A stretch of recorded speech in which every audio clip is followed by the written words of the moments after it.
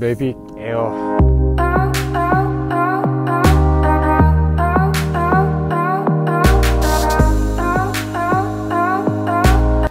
정도 사용하면서 대략적인 느낀점 이런 거 한번 얘기해 보려고 해요. 첫 번째로 이야기 드릴 거는 사이즈예요. 굉장히 컴팩트하고 어떻게 보면 스파크보다 더 작다고 할 수 있어요. 일단 스파크는 접히지 않는 드론 중에 하나이고 매빅 에어는 접히는 드론 중에 하나예요. 접었을 시에 스파크랑 1:1 비교하면 훨씬 많이 작아져요. 대체적으로 휴대성 면에서는 매빅 에어를 따라올 수 있는 건 없는 것 같습니다. 스파크 또한 굉장히 컴팩트하고 좋은 드론이긴 해요. 근데 동영상 해상도 좀 낮고 이축 짐벌이 안 게 좀 마음에 걸리긴 하지만 그래도 대체적으로 괜찮은 드론이었고요. 근데 매빅 에어랑 지금 현재 제가 매빅 프로를 하나 더 갖고 있거든요. 매빅 프로 같은 경우에는 매빅 에어보다 약간 더 커요. 근데 약간 더 큰데 매빅 에어는 매빅 프로랑 비교해보면 디자인 면에서 굉장히 빌드 퀄리티가 좋다고 해야 되나? 특히 짐벌 같은 부분 있잖아요. 카메라 달려있는 그 짐벌 같은 부분이 매빅 프로는 좀 덜렁덜렁거리는 느낌이라서 이렇게 톡 치면은 그냥 뽀사질 것 같은 그런 느낌이었는데 매빅 에어는 딱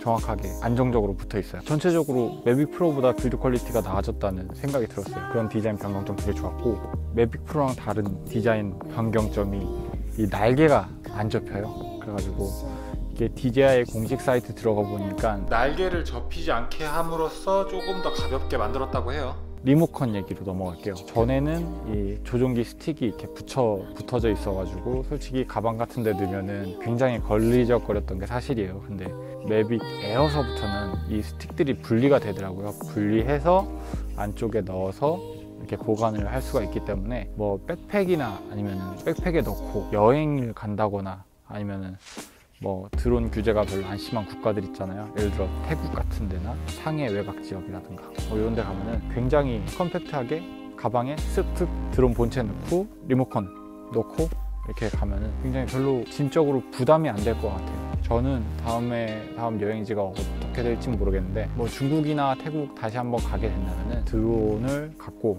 드론과 옛날에 메인 카메라였던 G7X 그거랑 소니 알파 6500을 가져갈까 생각 중이에요. 스펙 얘기를 한번 해볼게요. 스펙 전세대랑 전세대 매빅 프로랑 굉장히 많이 차이 나는 점이 매빅 프로는 라디오 시그널을 이용하고 매빅 에어는 와이파이 시그널을 이용해요. 그래서 많은 분들이 좀 염려를 할 거예요.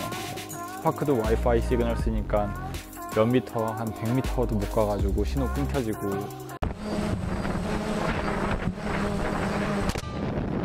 겨우 가슴 졸이면서 드론이 착륙하는 걸 볼 수 있었는데 매빅 에어는 과연 괜찮을까 하는 궁금증들이 많이 있으신가 봐요, 댓글로. 근데 대체적으로 제가 느껴본 바에 의하면은 500m까지는 일단 무리 없었어요. 저희 일산 호수공원에 가서 매빅 에어를 한번 날려봤는데 500m까지는 약간의 렉이 있긴 해요. 렉이 있는데 막 거슬릴 정도는 아니고 조종 가능한 정도의 렉, 약간 뭐 5초에 한 번씩 툭툭 화면이 끊기는 정도? 그 정도 있어서 매빅 프로보단 못하지만 그래도 스파크보단 10배는 괜찮아지지 않았나, 이 수신거리가.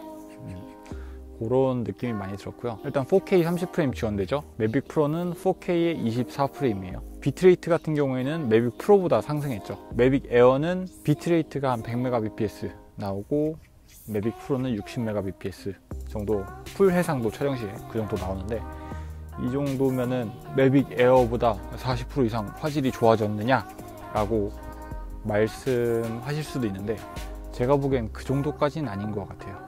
일단 약간의 화질이 증가하긴 했는데 이렇게 많이 화질이 증가하진 않았어요. 일단 제가 자료 화면을 이렇게 띄워볼게요. 이 왼쪽이 매빅 에어의 촬영 원본이고 오른쪽이 매빅 프로의 촬영 원본이에요. 근데 이렇게 확대해서 보면은 약간의 차이가 나죠? 요 정도 차이인데, 솔직히 뭐 전문적으로 컬러 그레이딩을 한다거나 영상에 뭐 틸트, 뭐 줌, 뭐 이런 걸 주지 않는 이상 그렇게 많이 차이가 나진 않아요. 100mbps로 훨씬 업그레이드 했다, 뭐 이렇게 DJI에서 광고하는 것 같은데 매빅 프로랑 뭐 별 차이는 없는 것 같아요. 엄청난 화질 상승은 아니었고, 매빅 에어 같은 경우에는 전면 센서, 하단 센서, 그리고 후방 센서, 이렇게 센서가 세 면으로 돼 있어요.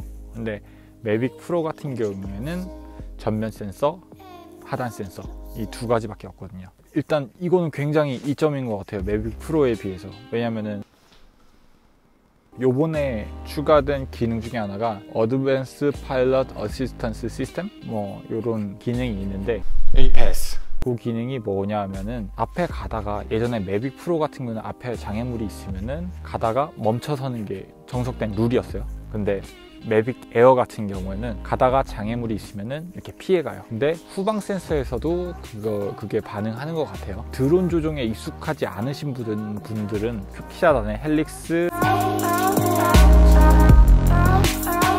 뭐 드론이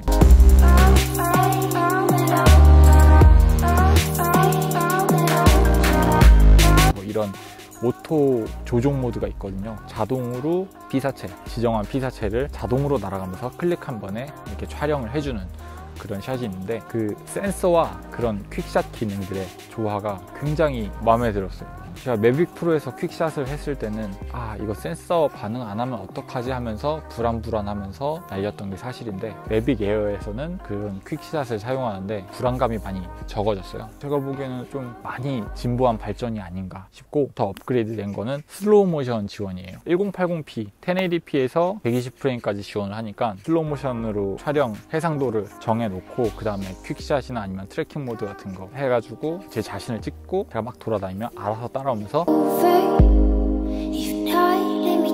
진짜 영화와 같은 그런 슬로우 모션들을 제공을 해주더라고요. 그래서 이게 좀 가슴에 와닿았어요. 이런 슬로우 모션이 자동으로 이렇게 나를 따라오면서 찍어주다니, 뭐 이런 느낌까지 받았으니까 이게 굉장히 좀 저로서는 큰 이점이 아니었나 싶습니다. 결정적으로 매빅 에어, 매빅 프로 많이 괜찮은 것 같아요. 이번에 결론을 얘기해 드릴게요. 드론을 사시고 싶으신 분들 있잖아요. 근데 매빅 에어를 살까? 스파크를 살까? 매빅 프로를 살까? 뭐 이렇게 고민을 많이 하시잖아요. 제가 보기에는 매빅 프로 중고가 가장 가성비 좋지 않나 싶습니다. 매빅 프로 콤보셋 같은 경우에는 이게 95만원에서 95만원 이하로 아마 콤보셋으로 배터리 3개, 뭐 드론 조종기 다 해서 가방까지 해가지고 95만원 정도에 살 수 있는데, 뭐 매빅 프로, 매빅 에어, 스파크 이 셋 중에 3개의 드론 중에 뭘 살지 고민이신 분들은 저라면은 매빅 프로를 하는 게 맞지 않나 싶습니다. 근데 대체적으로 돈이 여유가 있으시면은 매빅 에어를 사세요. 가성비를 따지신다면 매빅 프로가 답이지 않나 싶습니다. 근데 매빅 에어 산다고 후회는 안 하실 거예요. 왜냐면 디자인도 너무 이쁘고, 옛날에 매빅 프로 같은 경우에는 그냥 회색, 뭐 최근에 뭐 화이트 버전도 나왔는데 그냥 회색, 그리고 좀 벌키한 어쿠얼드한 그런 디자인을 갖고 있잖아요. 그래서 저는 개인적으로 디자인에 좀 더 끌리는 사람이기 때문에 그냥 매빅 에어를 샀습니다. 드론이 현재 2개라서 하나는 방출을 해야 되는데 좀 더 생각을 해보겠습니다. 둘 다 너무 잘 만든 기기 같아. 아무튼 오늘의 이야기는 여기까지고요. 다음 이야기에서 뵐게요.